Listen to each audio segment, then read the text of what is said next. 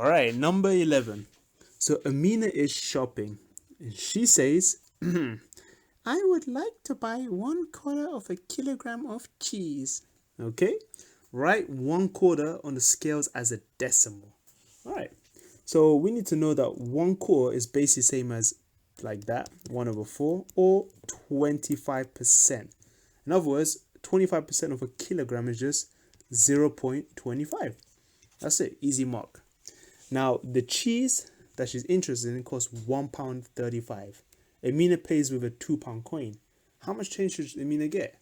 So this is just a straight up subtraction. So it's going to be £2, which is 2.00 minus 1.35.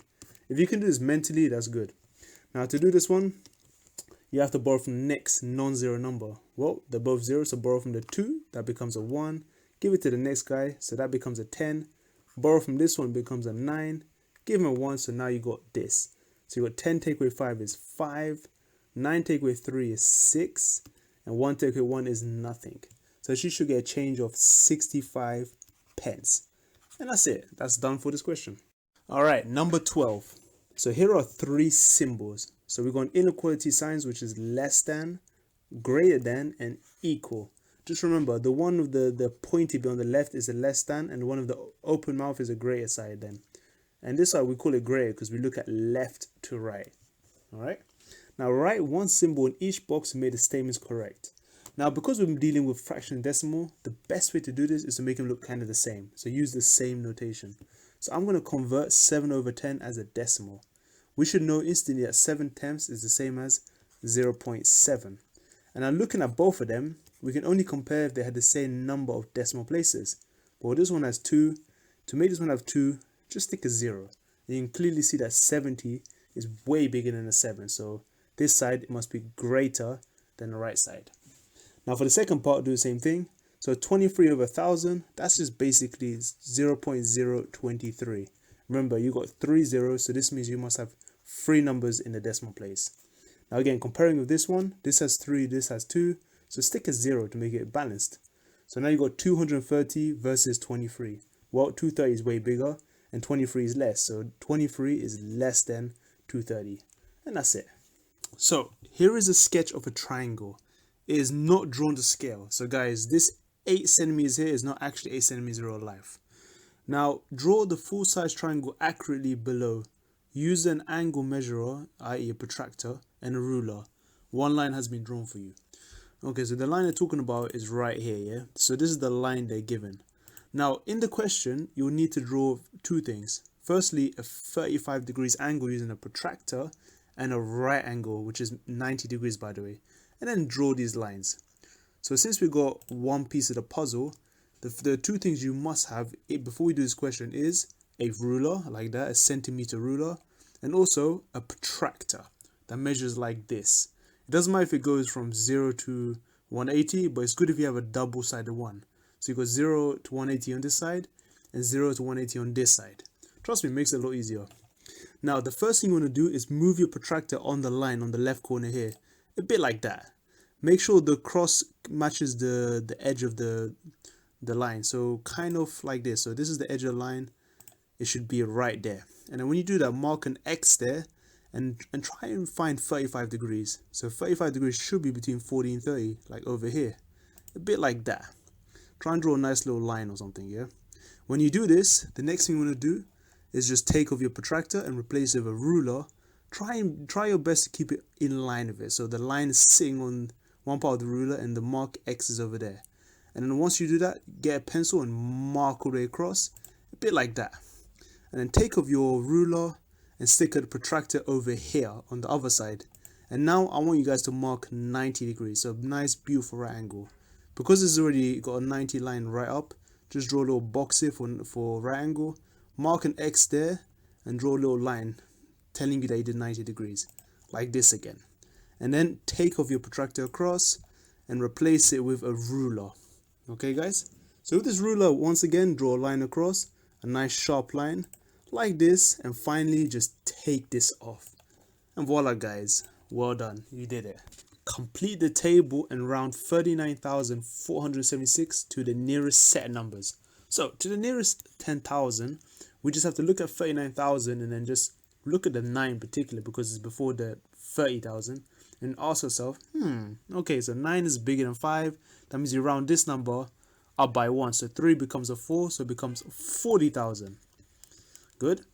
Next, we round to the nearest 1,000. Yep. So we look at the 4 and ask ourselves, okay, that's less than 5, so we don't round. So this stays as 39,000. Okay, so it's still to the nearest 1,000. You've got 9,000 here. And lastly, to nearest hundreds. So we look at the hundreds column, go to the next one, the 7. Well, 7 is bigger than 5, so it means you've got to round the 4 up. So it's going to be 39,500. And that's it, guys. This is all done. Alright, so here Amina asks 60 children to choose their favorite flavor jelly. These were her results. So you got a bunch of flavors, 4 different flavors, and these were the number of children who liked each of these 4 flavors, right? What percentage of the 60 children chose orange? Well, we can see there were 15 children who chose orange, and out of 60, we have 15 out of 60. Now, for these kind of questions, it's always good to cancel down the fraction, yeah? So looking up and down, we ask ourselves, all right, what times table are they both in? So we know they're both in a 5 times table.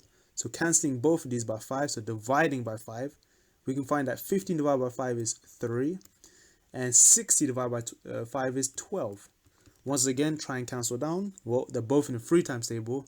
So dividing both of these by 3, you should get 1 out of 4. And we need to instantly recognize that a quarter is basically 25%. So here they want us to write the missing number in this box. Okay, so to solve a problem like this, we got to use BODMAS, yeah? In some of your schools, you might use the word BIDMAS instead, yeah? So they're essentially the same thing. All you have to realize that order of operation is important, yeah? So first we always look at the brackets or other things, or brackets and indices. Well, we don't have any brackets here, so these two are out of the way. Then we look at division and multiplication first. Well, we have a multiplication. It's 2 times 2, which is 4. And lastly, we do add and subtract. So now that leaves the rest of this. So we now have 6 plus 4 minus something gives us 6. Well, we can say that 6 plus 4 is 10. So now we got 10 minus something gives us 6. Well, we can instantly see that if we move this around, we can say that 10 take away 6 must give us the unknown answer. And well, 10 take away 6 is 4. And that's it. So these two shapes have the same perimeter. Okay, so perimeter means the length around shape. So the total length around the shape. Okay. Now, the length of each side of a hexagon is 8 centimeters. So this is 8, meaning we've got a total of 8 plus another 8 plus 2 more 8s, meaning we've got 6 times 8.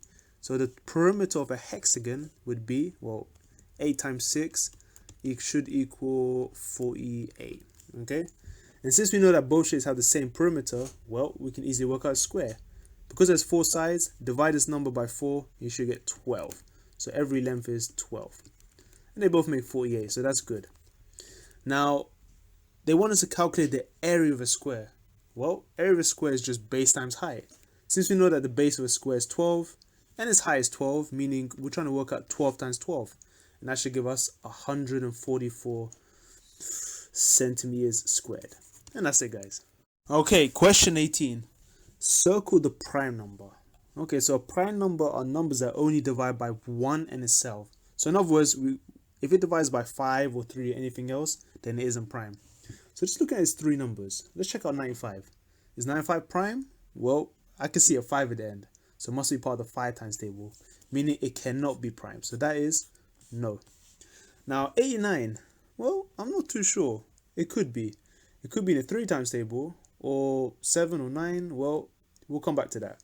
Now how about 87? Well, you got 8 and 7. Well, this one's actually the 3 times table. And how do we know if it's divisible by 3? Well, the trick is if you add the 2 digits, 8 plus 7, you should get 15. And then again, add the 2 digits, you should get 1 plus 5, which is 6. And we can clearly see that 6 and well 15 itself are both part of the 3 times table, meaning this number is divisible by 3, meaning it cannot be prime. And therefore 89 is the only prime number, because actually it's not divisible by anything but 1. And that's it. And then on the next part, it tells us to explain how you know the others are not prime. Well, we just said that 95 is divisible by 5 and 87 is divisible by 3. Well, I can't even spell divisible. Therefore, they are not prime. Yep, and that's it, guys. Simple as that.